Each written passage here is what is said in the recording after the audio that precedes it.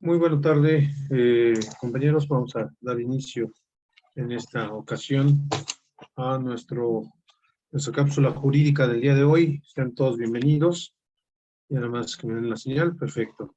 Pues muy buenas tardes, estimados amigos de parte de la Barra Profesional en Derecho y Peritos en Ciencias Forenses AC. Les damos la más cordial de las bienvenidas a esta cápsula jurídica que el día de hoy hemos denominado la Dirección de los Actos de Investigación de la Fiscalía. Para ello nos acompaña un gran expositor que nos compartirá precisamente este tema, el maestro Manuel de Jesús Santos Juárez, quien es fiscal de delitos financieros en la Fiscalía General de Justicia de la Ciudad de México, y de verdad a quien es un honor tenerlo en este foro que nos viene a compartir, pues bueno, precisamente cuál es el actuar de la Fiscalía ante determinados delitos.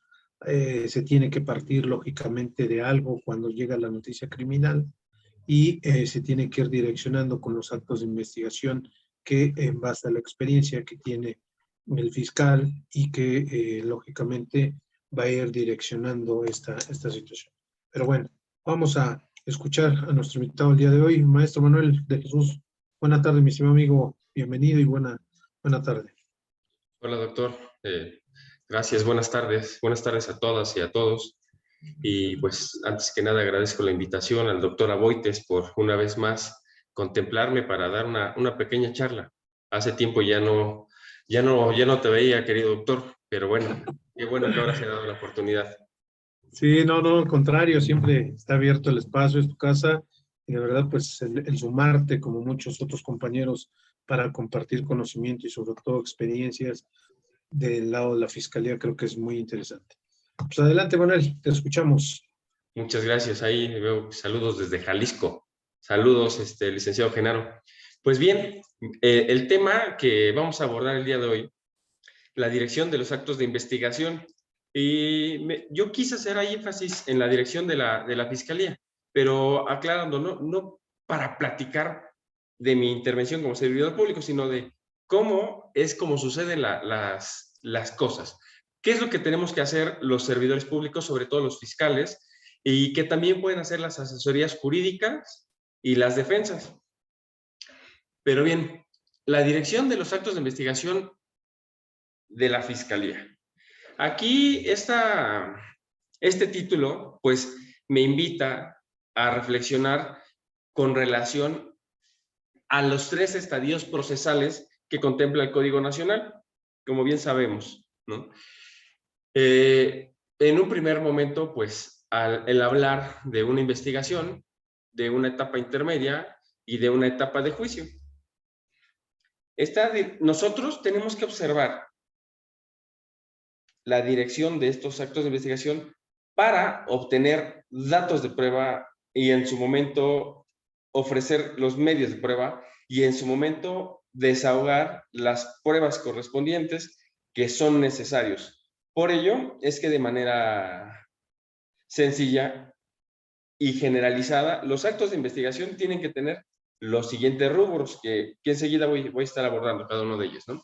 Pero primero, por lo que hace el primer estadio procesal, para yo poder dar cabida a una investigación, tengo que hablar de un hecho que la ley señala como delito. Entonces, una de las primeras direcciones de mis actos de investigación es con relación al hecho que la ley señala como delito. Después de la probabilidad de que el imputado lo cometió o bien haya participado en su comisión.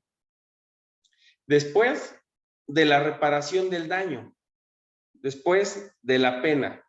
También de las salidas alternas o bien formas de terminación anticipada. También tengo que realizar actos de investigación con tendencia a acreditar la necesidad de la cautela, ya sea para una forma de conducción o bien ya sea para las medidas cautelares. Asimismo, debo de direccionar mi investigación a las medidas de protección y providencias precautorias de ser el caso que ello suceda. Pero bueno, esto es de manera general a donde yo, como investigador, debo de estar direccionando mis actos de investigación. Pero bueno, ¿qué es lo que yo pretendo? Pretendo, a lo largo del procedimiento, obtener conocimiento. Obtener conocimiento para, a su vez, yo como fiscal, transmitirlo al juez de control o bien al tribunal de enjuiciamiento. ¿Por qué? Porque recordemos, ¿no?, que dentro de las distintas etapas, investigación, intermedia y juicio, también vamos buscando distintos grados de conocimiento. Para yo poder llegar a una audiencia inicial, yo como fiscal, pues debo de tener un conocimiento que le vamos a denominar inferencia razonable. Es decir, yo tengo que establecer hechos y la probabilidad de que el imputado lo cometió o bien participó en su comisión a título de inferencia razonable, que es la que yo le tengo que transmitir al juez de control. Si yo le logro transmitir este conocimiento, el juez seguramente va a vincular a proceso. La investigación continuará hasta llegar al cierre de la investigación. Una vez que llego al cierre de la investigación, pues el siguiente conocimiento que debo de tener yo como fiscal es la probabilidad de verdad. ¿Por qué? Porque yo como fiscal me tengo que preguntar, una vez que he analizado la carpeta de investigación de manera sustancial, a ver, ¿existe una conducta? Si la respuesta es sí, paso a la siguiente pregunta.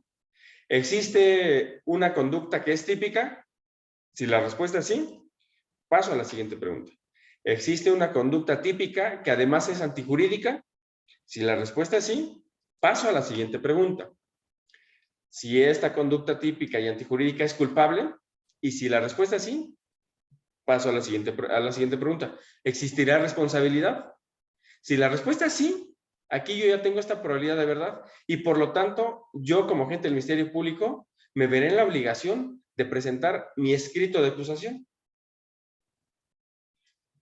Si presento mi escrito de acusación, seguramente llegaré a una audiencia intermedia, a no ser que pues se celebre un procedimiento abreviado o cualquier otra salida alterna. Si me voy a una audiencia intermedia, pues voy a exponer mi acusación de manera sintetizada, voy a ofrecer mis medios de prueba y lo voy a hacer para establecer el delito, la responsabilidad, la pena y la reparación del daño. Es lo que yo tengo que establecer. Y esto únicamente lo voy a poder ofrecer si yo he realizado los actos de investigación que he mencionado con antelación. ¿Para qué? Para poder llegar al juicio y transmitir al tribunal de enjuiciamiento un conocimiento más allá de toda duda razonable. Cuando yo llego al juicio, como fiscal, tengo que transmitirle al tribunal de enjuiciamiento este conocimiento más allá de toda duda razonable, que seguramente hemos escuchado hablar mucho de él. Este tipo de conocimiento buscado tiene que ser transmitido por el fiscal. Recordemos, nosotros los fiscales somos abogados, al igual que los asesores, al igual que los jueces, al igual que los defensores. El ser abogado, pues, nos obliga a tener la capacidad para poder transmitir información. Y yo me pregunto, ¿cómo es que voy a poder transmitir esta información? Mi respuesta es sencilla. A través de la teoría del caso. Así es como yo voy a poder transmitir la información y realizar incluso los actos de investigación que yo voy a realizar, que yo tengo que hacer. Y por eso me pregunto, ¿qué es la teoría del caso?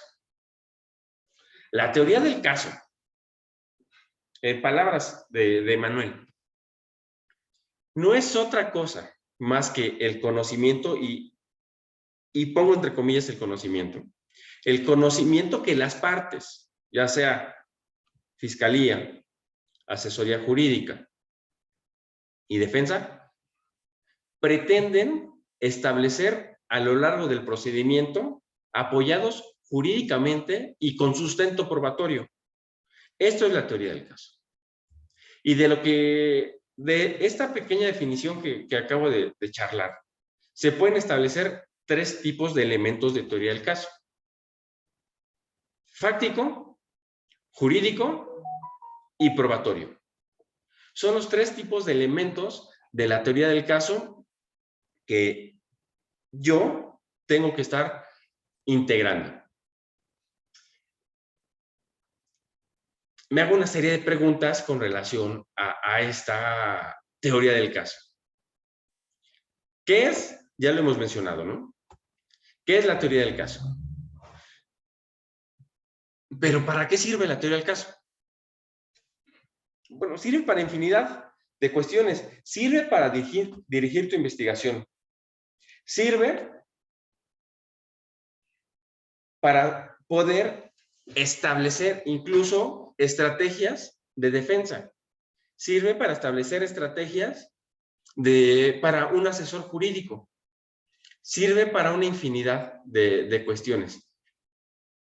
Yo, obteniendo una buena teoría del caso, voy a obtener éxito en mi proceso.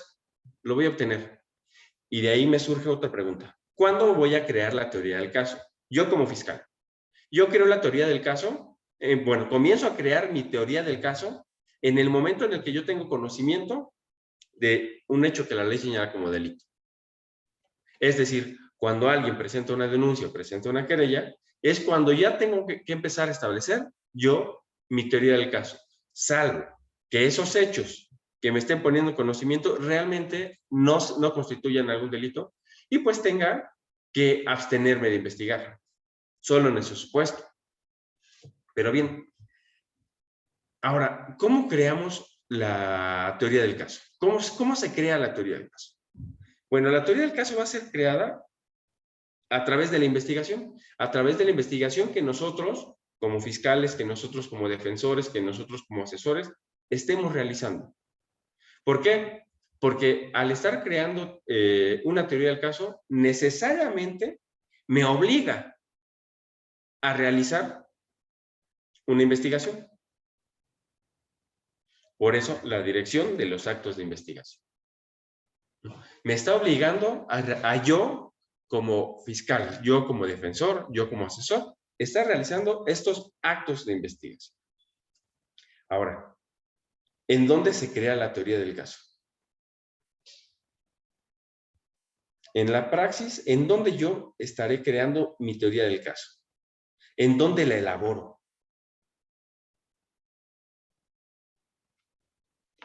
La voy a estar haciendo en cualquier lado. Puedo estar creando mi teoría del caso, yendo al lugar del hecho, yendo al lugar del hallazgo. Puedo estar en mi escritorio sentado y creando mi propia teoría del caso. Puedo estar incluso en casa pensando algunas cosas, como seguramente a muchos de los abogados que estamos aquí presentes nos llega a suceder que estamos acostados y pensando en un asunto que traemos, y ahí mismo podemos estar ahí realizando nuestra teoría del caso. ¿Y por qué la voy a crear? ¿Por qué tengo que crear una teoría del caso? Yo, fiscal, tengo que crear una teoría del caso, primero porque la teoría del caso la tengo que plantear, se la tengo que platicar al juez de control. Se la voy a platicar al juez de control en audiencia inicial. Le voy a platicar un segmento fáctico, uno jurídico y uno probatorio. Lo voy a hacer también al presentar yo mi escrito de acusación. Presento un escrito de acusación con hechos, con una clasificación jurídica y con los medios de prueba a ofrecer. Medios de prueba con los que pretendo probar más adelante un delito, la responsabilidad, la reparación del daño y la pena que voy a solicitar. También la voy a exponer en mi audiencia intermedia, cuando yo platique mi teoría del caso, cuando ofrezca mis medios de prueba. Y también voy a exponer mi teoría del caso en el juicio. Pero en el juicio ya será un tanto más complejo, porque la teoría del caso la voy a exponer en un primer momento a través de mis alegatos de apertura. después de eso, de yo exponer mi teoría del caso a través de los alegatos de apertura, se viene lo más difícil para poder exponer la teoría del caso. Porque ahora tú tienes por obligación tener técnicas de litigación para que esa teoría del caso que tú platicaste sea expuesta, pero no a través de ti. Sea expuesta a través de los órganos de prueba que tú llevaste a juicio y con los que tú vas a incorporar las pruebas que en su momento ya habrían sido aceptadas. Y así es la obligación que nosotros los fiscales tenemos de crear esta teoría del caso. Y esta obligación pues también aplica para la asesoría jurídica y también desde luego para la defensa. La teoría del caso, les mencionaba, ¿no? Se compone de 3 elementos: fáctico, jurídico y probatorio. Mi segmento fáctico de la teoría del caso.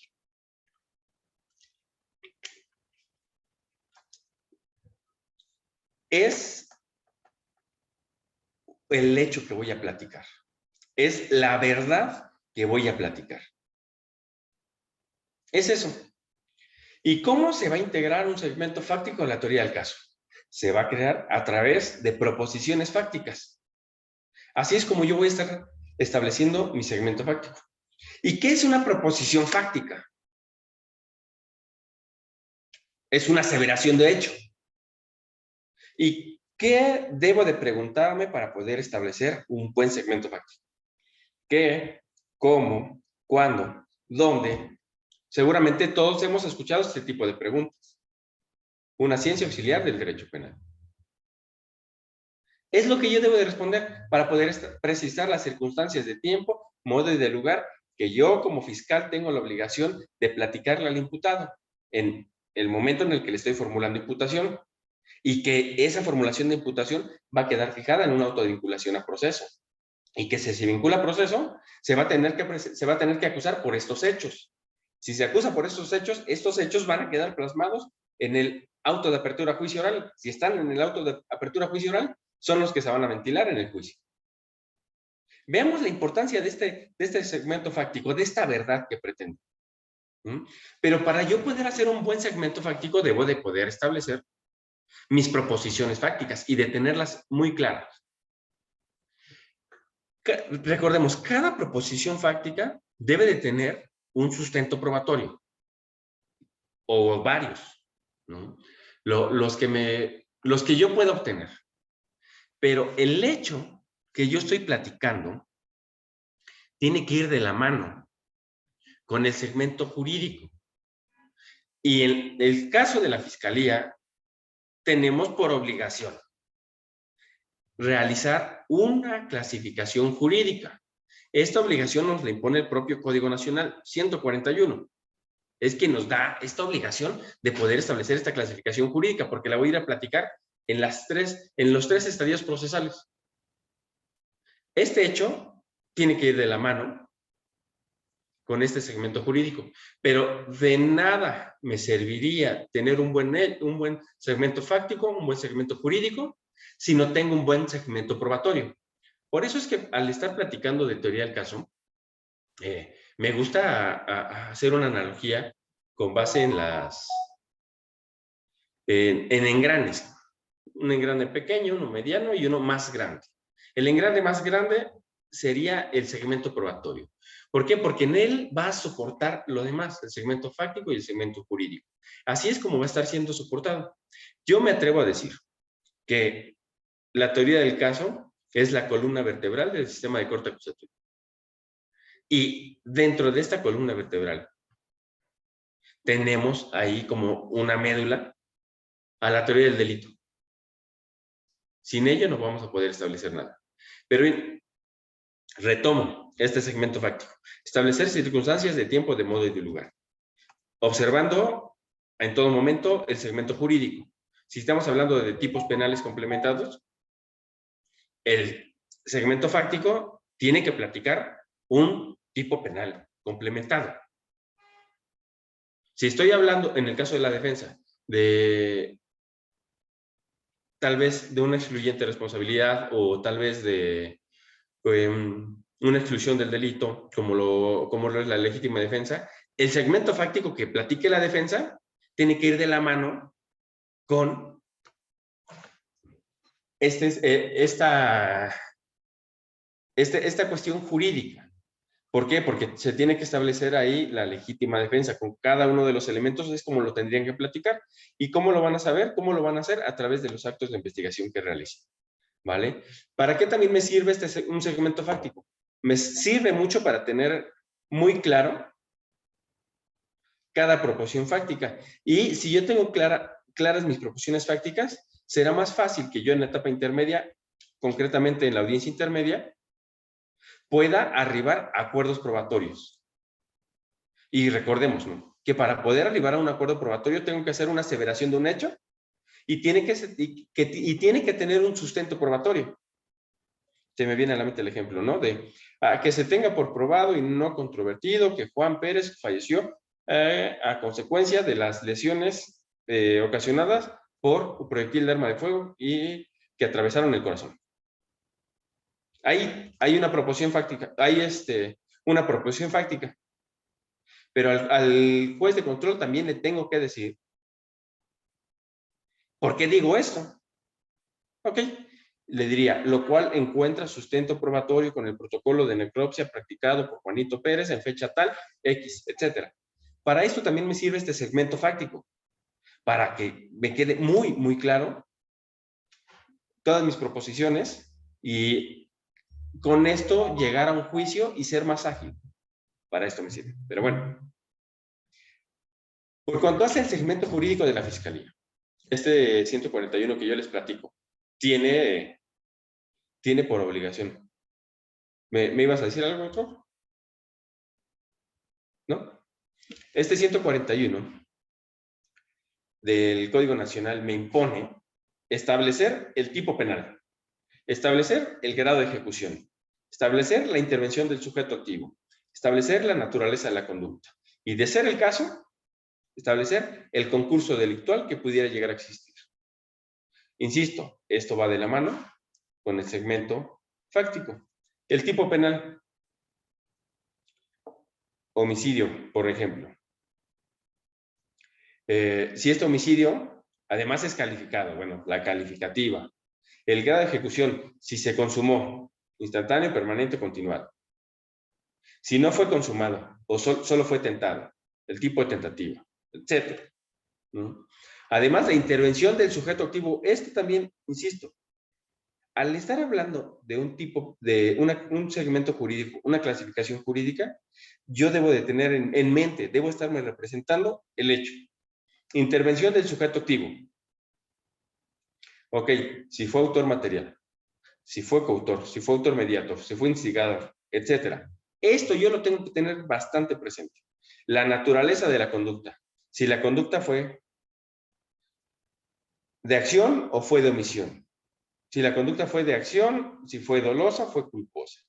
Si la conducta fue de omisión, omisión simple, comisión por omisión. Y lo mismo, si fue dolosa o si fue culposa. Es como yo tengo que establecer esta situación. Y vea, un ejemplo de una clasificación jurídica que hace un fiscal. Ejemplo, homicidio consumado instantáneamente en donde intervino el sujeto activo en forma de acción dolosa. Este es un ejemplo de un segmento jurídico que hace el fiscal.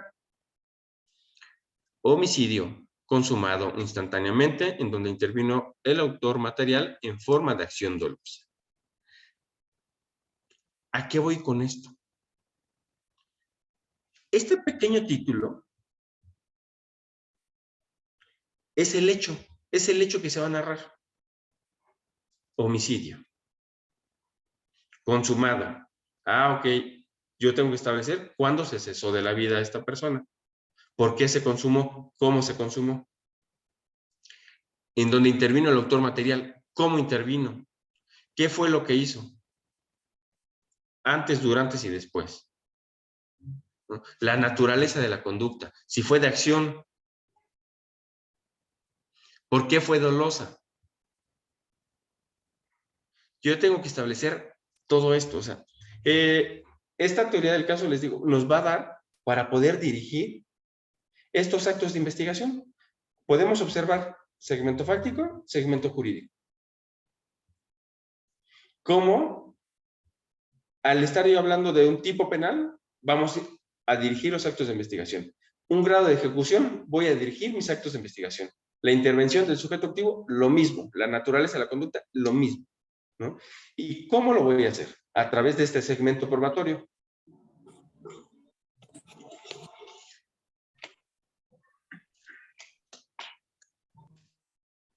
Este segmento probatorio que durante la investigación, pues me voy a encargar.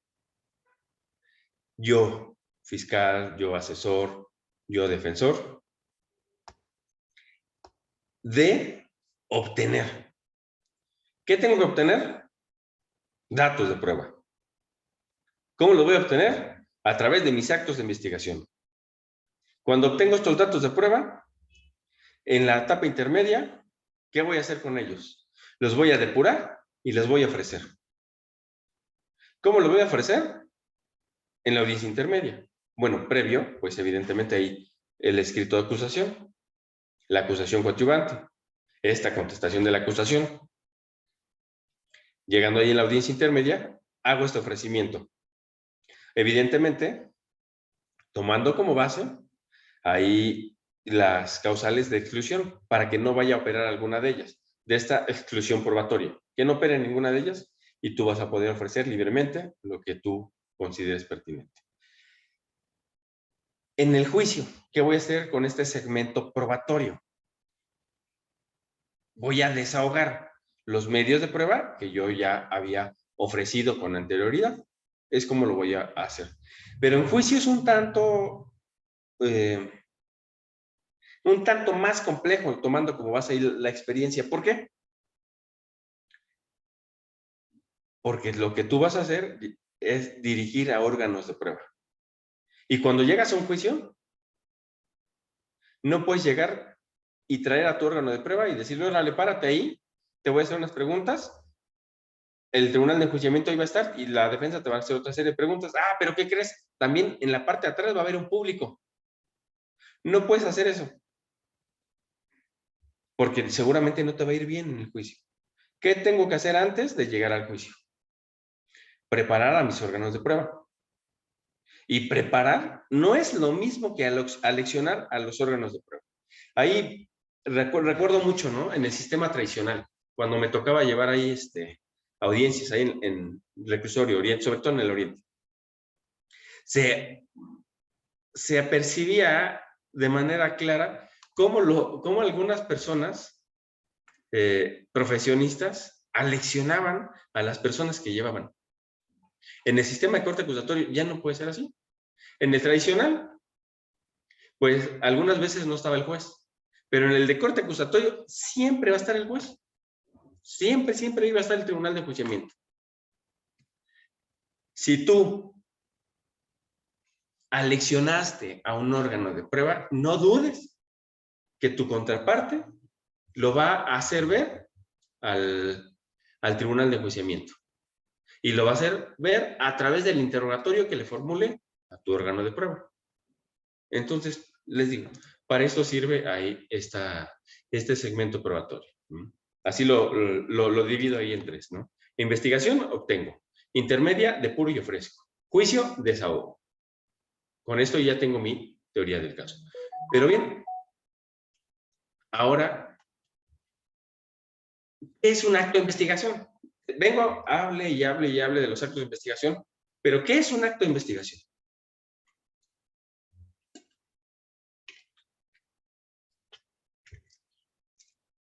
Un acto de investigación es la actividad que de forma material realizan fiscales, realizan policías, realizan peritos, realizan asesores jurídicos, defensores.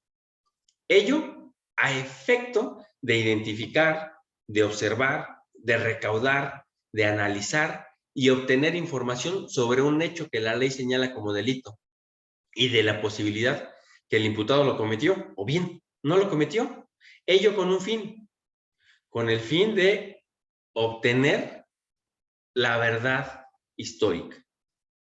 Obtener conocimiento. Es por ello que yo les menciono esto, ¿no? Los niveles de conocimiento en el procedimiento penal. Esto es un acto de investigación.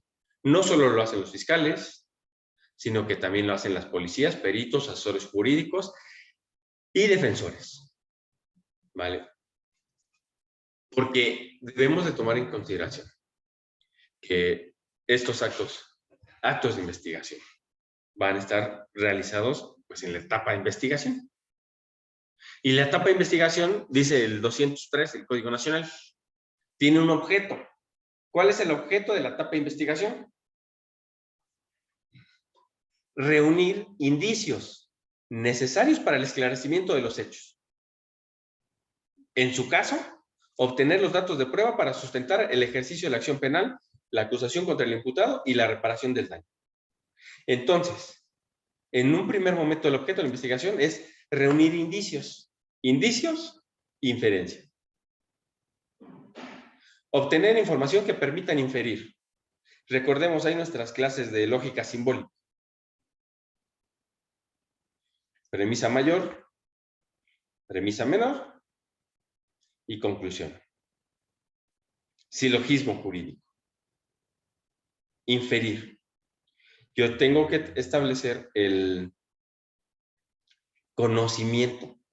Yo, como operador del sistema, al juez de control, en este primer momento le tengo que transmitir el conocimiento necesario para poder sustentar las peticiones que realice la Fiscalía, como bien podría llegar a ser una solicitud de vinculación a proceso. Como también bien pudiera llegar a ser una solicitud de imposición de medida cautelar. Porque los actos de investigación no solo se tienen que centrar en el hecho que la ley señala como delito y en la probabilidad de que el imputado lo cometió o bien participó en su comisión, sino también en las demás direcciones que les platiqué. Pongo como ejemplo la audiencia inicial.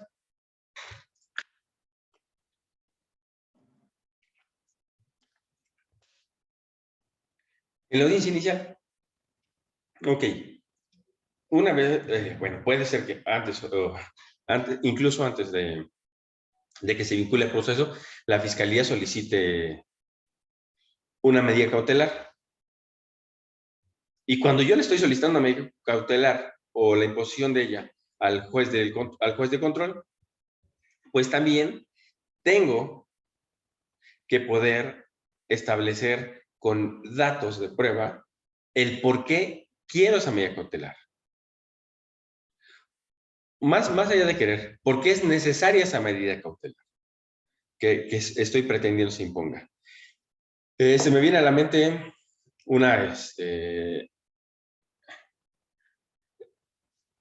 establecer ahí una falta de arraigo. Para que el fiscal pueda decir que no hay arraigo, pues tiene que establecer esto con datos de prueba. ¿Qué datos de prueba podría establecer el fiscal? ¿Qué datos de prueba podría señalar el fiscal para establecer esta falta de arraigo? ¿Qué podría hacer? A ver, algún compañero que me diga, ahí en su experiencia. El fiscal le está diciendo, oye, juez, es que no tiene arraigo, por eso impone la prisión preventiva.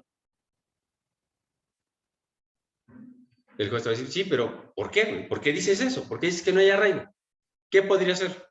¿Quién de los compañeros presentes me ayuda?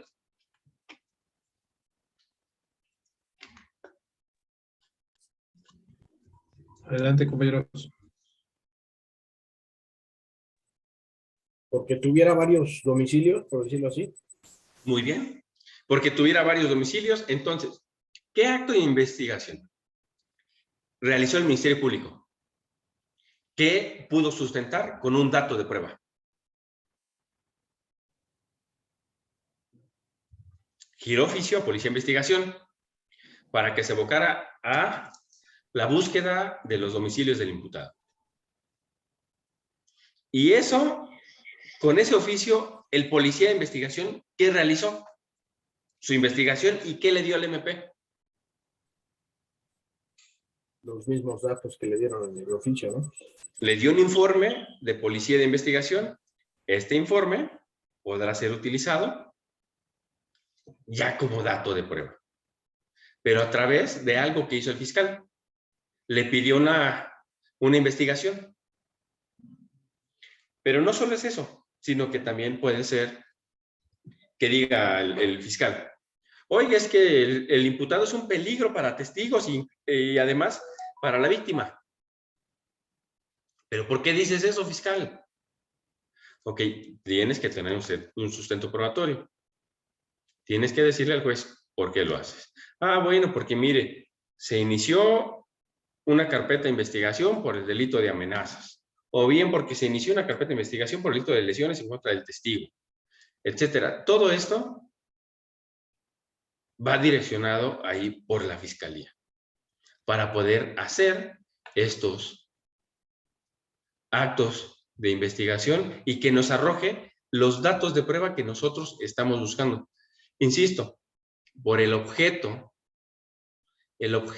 de la investigación que me impone el Código Nacional establecer.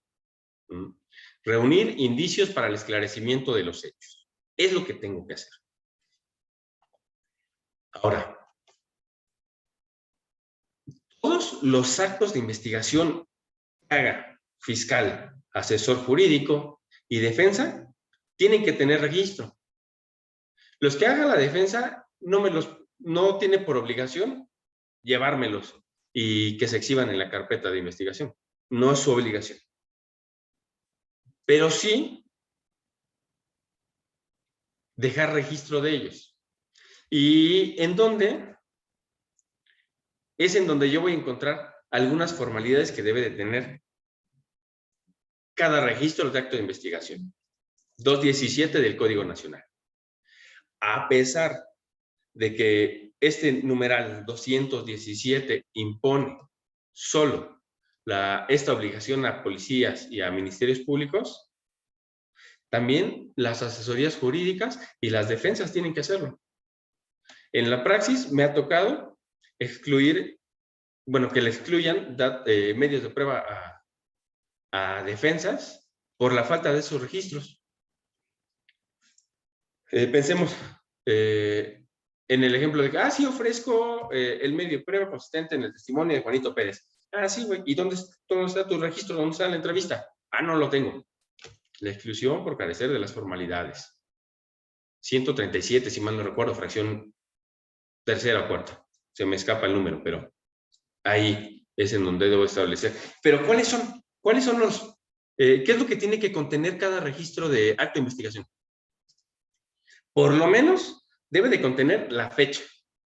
Debe de contener la hora y el lugar en donde se efectuó la identificación de las personas que intervinieron ahí. Si fue el defensor intervino al recabar una entrevista. Si fue el asesor jurídico, ahí lo tiene que poner. Si fue el MP, necesariamente lo tiene que hacer. Y además debe de tener una breve descripción de la actuación y en su caso los resultados, hablando ahí de periciales. Es lo que debe de contener cada acto de investigación. Recordemos, los actos de investigación tienen que ser realizados dentro de la etapa de investigación, ya sea la inicial o la complementaria, pero dentro de esta. Por eso es que se ha dado un tiempo ahí en la audiencia inicial para continuar con la investigación complementaria. Si se hace fuera, corre el riesgo de que ese acto de investigación que va a arrojar un dato de prueba y en su momento medio de prueba, sea excluido, sea nulificado o incluso que los jueces de control puedan no valorarlo. Eso va a correr. Al estar estableciendo estas cuestiones de los actos de investigación, no debemos de pasar por desapercibido la proposición de los actos de investigación. ¿Quién puede proponer actos de investigación? Sin duda el Ministerio Público. Es más, no los va a proponer, los va a hacer. Pero también puede proponer la víctima, también puede proponer el imputado. El Ministerio Público, recordemos que entre múltiples obligaciones que tiene el deber de objetividad y debida diligencia. ¿Por qué? Porque el Ministerio Público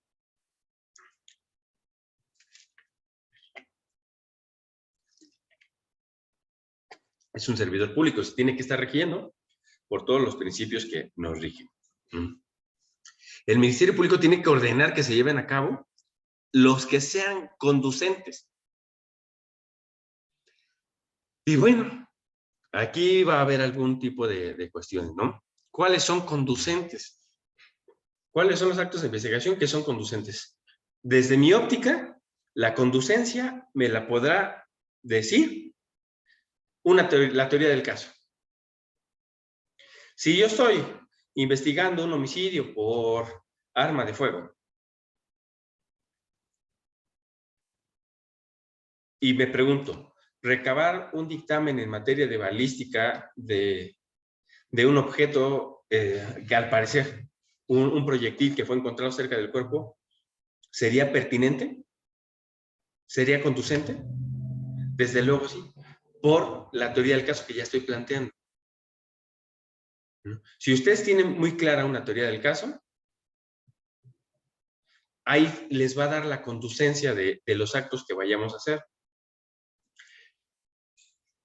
En la práctica me he topado ahí con algunos problemas que se enfrentan con algunos defensores y algunos asesores jurídicos, porque aún en la actualidad piensan que todos los actos de investigación tienen que ser realizados a través del Ministerio Público, y eso no es verdad. Ellos pueden recabar sus propios actos de investigación y ofrecerlos hasta el momento en el que el descubrimiento probatorio nos obligue, hasta en tanto, no antes. Y ofrecerlo en el supuesto de que esto lo vaya a utilizar contrario a lo que está al Ministerio Público. El Ministerio Público, pues sí tiene por obligación darte ahí copia de todos los registros de la investigación que tenga, ya sea que le sirva para su teoría del caso, que no le sirva para su teoría del caso, pero sí tiene por obligación dar copia. Y aquí quiero hacer ahí una pequeña digresión con relación a esta copia. Y yo preguntaría, ¿la copia que se tiene que entregar por parte de la Fiscalía necesariamente tiene que ser en papel? No, puede ser una copia a través de medios electrónicos, sin mayor complicación. Eso nos agilizaría bastantes cuestiones. Pero bueno, entonces, estas proposiciones, ¿cuál es la obligación del Ministerio Público cuando tú le pides un acto de investigación? Que te los acuerden en un tiempo máximo de 3 días, nada más. Si te los acuerda favorables o no, eso ya es una cuestión distinta, pero te lo tiene que hacer dentro de los 3 días siguientes. ¿Por qué? Porque vamos a encontrar 2 tipos de actos de investigación. Actos de investigación sin control judicial y actos de investigación con control judicial. Son los 2 tipos de actos de investigación que nosotros vamos a encontrar. Si mal no recuerdo, 251 y 252 del Código Nacional de Procedimientos Penales. Actos de investigación sin control judicial. Implica que no debemos de ir con el juez de control para solicitar autorización de ellos. Actos de investigación con control judicial. Sí tenemos que ir con el juez de control para que nos autorice realizarlos. Le tenemos que hacer una exposición de la idoneidad, de la pertinencia, de la necesidad del acto de investigación. Yo cuando voy con el juez de control le tengo que platicar esto. Ok, mire, le pido el siguiente acto de investigación. Porque es idóneo, porque es pertinente, porque es necesario para mi investigación. El juez de control ya pues determinará si es procedente o no la solicitud del Ministerio Público. Pero bueno, regreso tantito a los actos de investigación sin control judicial. Ahí hay un catálogo, y en el 251, insisto, si mal no recuerdo, de cuáles son estos actos de investigación que se van a poder realizar. Inspección en el lugar del hecho del hallazgo. Inspección en un lugar distinto. Inspección de personas, revisión corporal, inspección de vehículos, levantamiento de cadáveres, aportación de comunicaciones entre particulares, reconocimiento de personas. Esto que estamos ahí platicando va teniendo formalidades, y las propias formalidades me las va dando el propio Código Nacional. Ejemplo, el levantamiento del cadáver. El 271 del Código Nacional me va a decir cómo es que lo debo realizar. El reconocimiento de personas, 277 a 281 del Código Nacional, me establece cómo los debo de realizar. Es decir, se van tasando y nos van obligando a realizar una serie de pasos para poder realizar estos actos de investigación y obtener datos de prueba que en su momento serán pruebas, serán medios y en su momento pruebas, ¿vale? Por lo que hace los actos de investigación con control judicial. Bien, también está el catálogo, exhumación de cadáveres, cateos, intervención de comunicaciones privadas, tomas de fluidos, reconocimiento, examen físico de una persona cuando ella no quiere ser examinada. Y hay un comodín ahí que dice, y las demás que las leyes señalen aplicables. Encuadra aquí, en esta última hipótesis, la solicitud de la información a la Comisión Nacional Bancaria de Valores. ¿Por qué? Porque hay una vulneración a un derecho fundamental. Por ello es que debo de ir con el juez de control y exponerle el por qué se puede vulnerar ese derecho fundamental para que mi investigación tenga éxito. Es esto. Con ello, con estos actos de investigación voy a obtener datos, mis datos de prueba, que si mal no recuerdo, el 261 el Código Nacional me dice que el dato de prueba es la referencia al contenido de determinado medio de convicción aún no desahogado ante el órgano jurisdiccional que se advierta idóneo y pertinente para establecer razonablemente la existencia de un hecho delictivo y la probable participación del imputado. ¿Okay? Nos exige que sea idóneo y que sea pertinente. Medio de prueba. Este medio de prueba es toda fuente de información que permite reconstruir los hechos, respetando las formalidades procedimentales previstas para cada uno de ellos, como lo mencionaba hace rato. ¿No? Y pues, la prueba. Ahí, ¿qué va a ser la prueba? Todo conocimiento cierto o probable sobre un hecho que ha ingresado al proceso como un medio de prueba en una audiencia y que se va a desahogar bajo los principios de inmediación y de contradicción que va a servir al tribunal de enjuiciamiento como elemento para llegar a determinado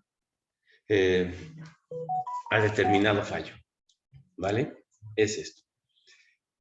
Hay que tener en consideración,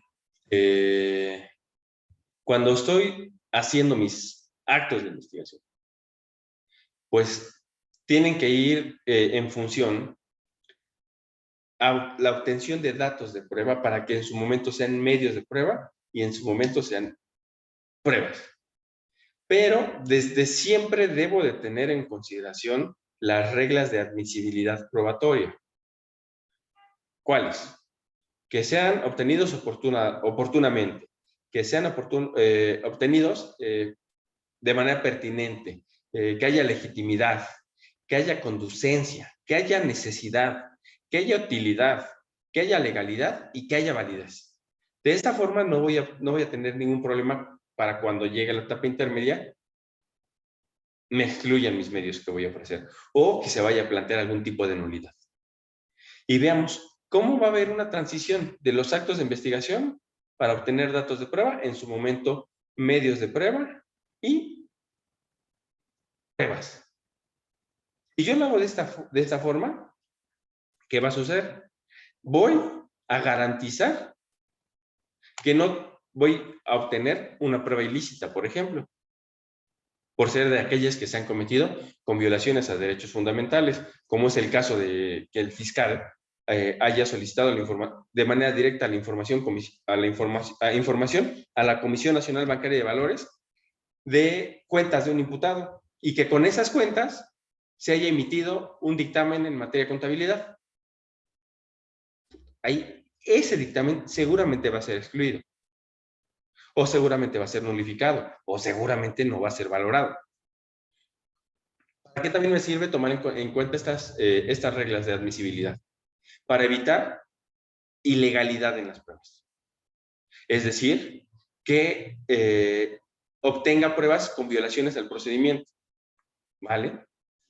Porque pues ello acarrea lo que les menciono, una exclusión probatoria, una nulidad o una no valoración por parte de ahí del tribunal. Porque al estar hablando de la exclusión de los medios probatorios, es necesario establecer las facetas de la exclusión. Prohibición de valoración, prohibición de admisión y prohibición de utilización, que son estas facetas. Nosotros, abogados, tenemos ahí por obligación realizar estos actos de investigación y, como les mencioné, no solo la fiscalía, sino la asesoría jurídica y también la defensa. Fíjense. Vamos ahora al inicio para ya cerrar la charla. Si yo dirijo mis actos de investigación a establecer el hecho que la ley señala como delito, si yo dirijo mis actos de investigación a establecer la probabilidad de participación o de comisión, primero voy a poder obtener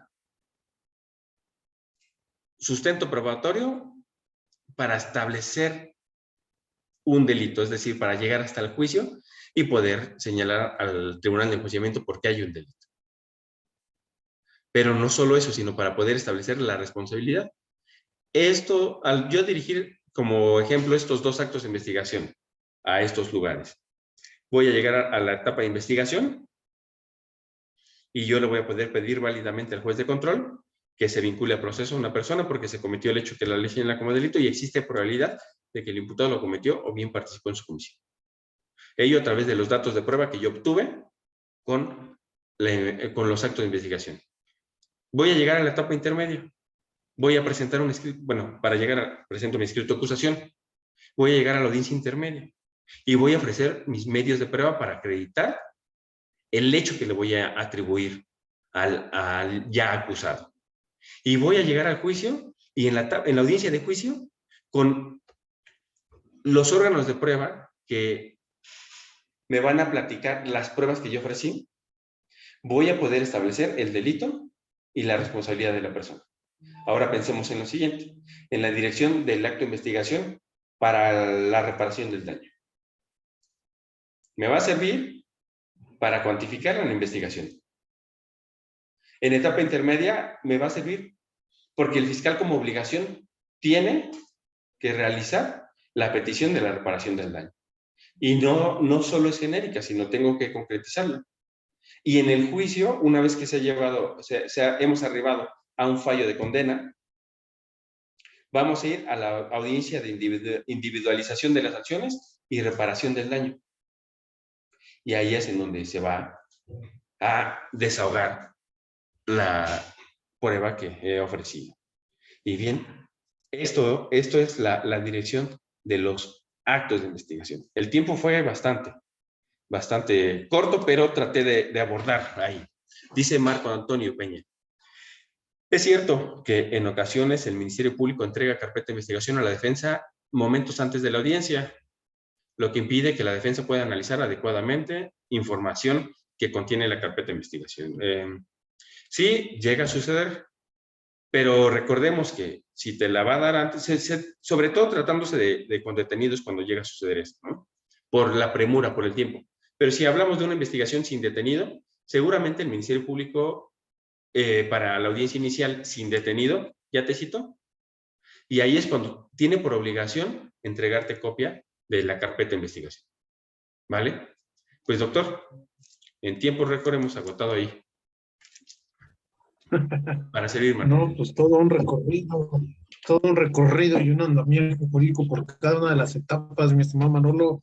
Creo que nos has ilustrado de forma maravillosa porque pues muchas veces damos por sentado que la información, la secuencia, los objetivos que se tienen, pues ya se sabe, ¿no?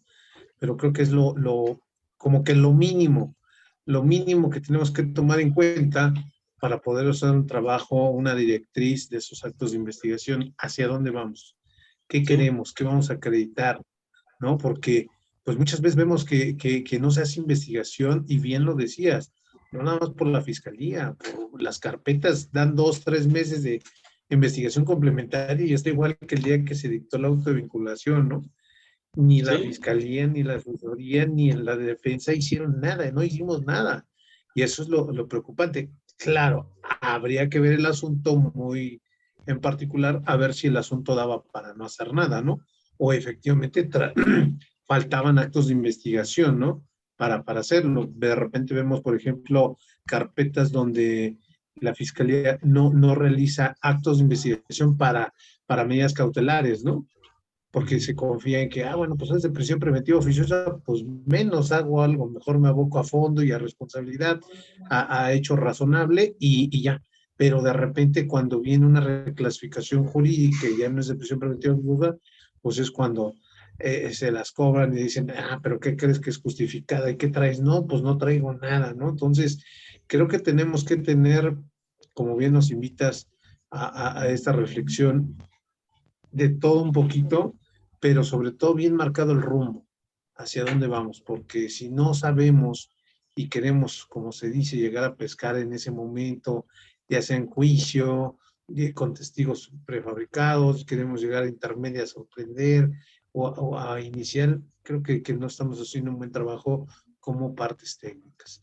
Tenemos que lograr que este sistema cambie, seguramente le faltarán muchos años, ojalá y nos toque verlo, pero creo que empezamos por estas bases, ¿no? Ir construyendo estos cimientos para que a futuras generaciones pues les dejemos algo poquito construido, pero que sea de calidad. Y bueno, pues estos criterios que son de terror cada viernes, que salen y van sumándose y van cambiando y van mejorando, pues creo que también es parte del trabajo que nosotros hacemos como operadores del sistema, ¿no? En nuestros recursos, en la actuación en esas salas de litigación, o sea, creo que todos, si pusiéramos ese papel y lo tomáramos en serio, nos ayudaría muchísimo a mejorar la calidad de justicia que estamos buscando. sí, sin duda, doctor. Ahí es necesario ¿No? que, No primero, sé si hay que nos algún... guste, Sí, claro, que nos guste el totalmente. sistema.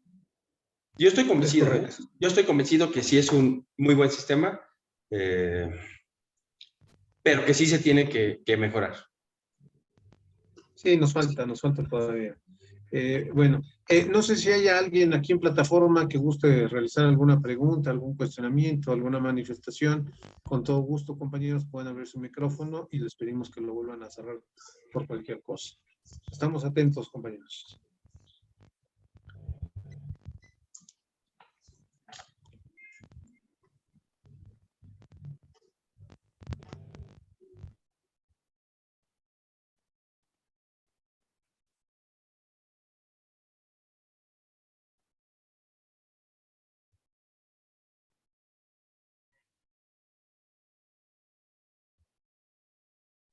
A ver, acá por Facebook nos preguntan, ¿es cierto que en ocasiones el Ministerio Público entrega la carpeta de investigación a la defensa momentos antes de la audiencia, lo que impide que la defensa pueda analizar adecuadamente la información que contiene la carpeta de investigación?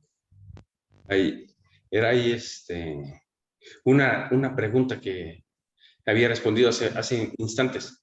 Creo que la realiza el abogado Marco Antonio Peña. Sí, ya le había ahí respondido. Ok, perfecto, sí, es la misma, ¿cierto? Sí, sí, sí. Ok.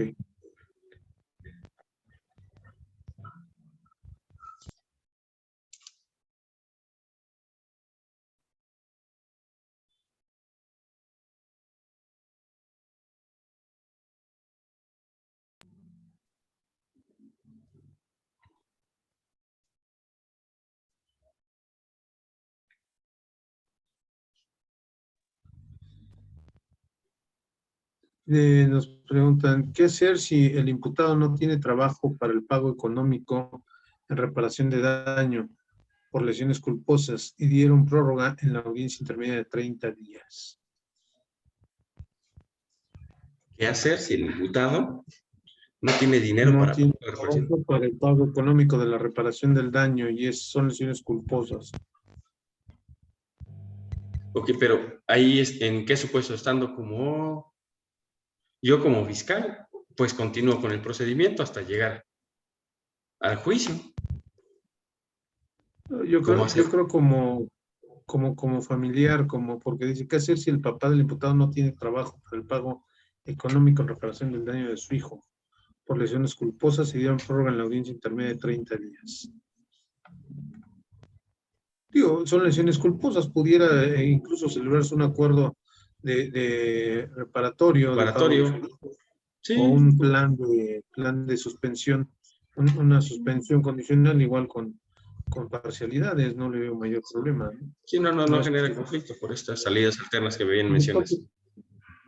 sobre todo por el tipo de delito, ¿no? Fuera otro tipo de la naturaleza, creo que sí habría que pensar en otra cosa, ¿no? Pero bueno, Bien, pues, vale, doctor, pues Manolo, muchas gracias. muchísimas gracias por haber venido aquí con nosotros.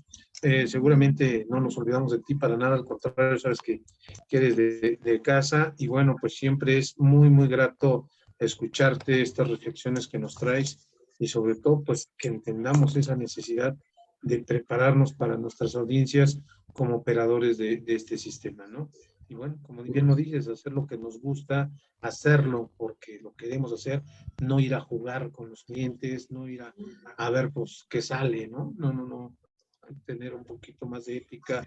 Ustedes como servidores públicos pues se rigen por principios. Creo que aún y cuando nosotros no seamos servidores públicos tenemos que hacerlo también de igual forma y ser muy rectos en nuestro quehacer jurídico. Por eso llevamos materias de deontología jurídica, ética jurídica, precisamente pues para tener bien sustentados donde estamos haciendo nuestro trabajo y compromiso de forma correcta, vaya, ¿no? Sí, sin duda, doctor. Sin Pues duda. Manolo, en nuestra parte, entregarte tu constancia de participación el día de hoy aquí con nosotros, te la haré llegar brevemente, pero de verdad, pues nuevamente muchísimas gracias, mi estimado amigo. Te Ojalá agradezco mucho, doctor. pues podamos seguir trabajando algunos otros temas de interés, que bueno, pues lógicamente como operadores del sistema sabemos que nos hace falta avanzar muchísimo. Pues Con gracias a gusto. todos los que estuvieron en esta transmisión, les agradecemos el favor de su atención y nos estamos viendo. Cuídense, bonita tarde, Excelente Manuel. tarde. Cuídense. Igualmente, Manuel. Bye, bye.